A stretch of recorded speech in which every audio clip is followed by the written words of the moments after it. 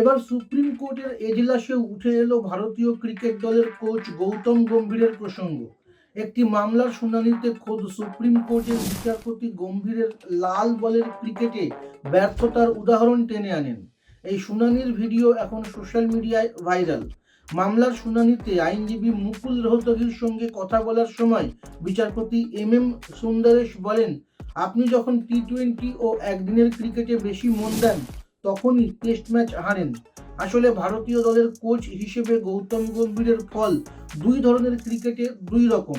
সাদা বলের ক্রিকেটে ভারত চ্যাম্পিয়ন ট্রফি ও এশিয়া কাপের মতো বড় প্রতিযোগিতা জিতেছে এবং টি-20 বিশ্বকাপের দাবিদার। কিন্তু লাল বলের অর্থাৎ টেস্ট ক্রিকেটে গত এক বছরে ঘরের মাঠেও দুটি সিরিজ চুনকাম হয়েছে ভারত। সমালোচকরা বলছেন গম্ভীর সাদা বলের ক্রিকেটে বেশি মন দিচ্ছেন, যার ফলে লাল বলের ক্রিকেটে খারাপ ফল হচ্ছে। বিচারপতির কথায় যেন সেই সুরই ধরা পড়ল। জবাবে আইনজীবী রোহতগি জানিয়েছেন, তিনি এই বিষয়ে গম্ভীরের সঙ্গে কথা বলেছেন।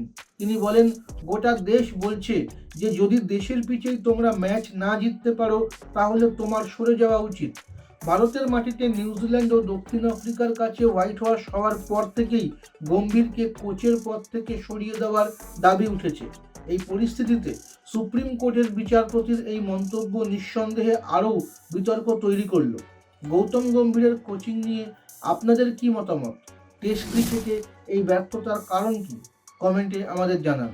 আর এই ভিডিও ভালো লাগলে লাইক করুন এবং চ্যানেলটিকে সাবস্ক্রাইব করে আমাদের পাশে থাকুন। ক্লাস 7 থেকে 12 পর্যন্ত ছাত্রছাত্রীদের জন্য Edubhavan online education app Google Play Store থেকে ফ্রিতে ডাউনলোড করো, লিংক ডেসক্রিপশনে।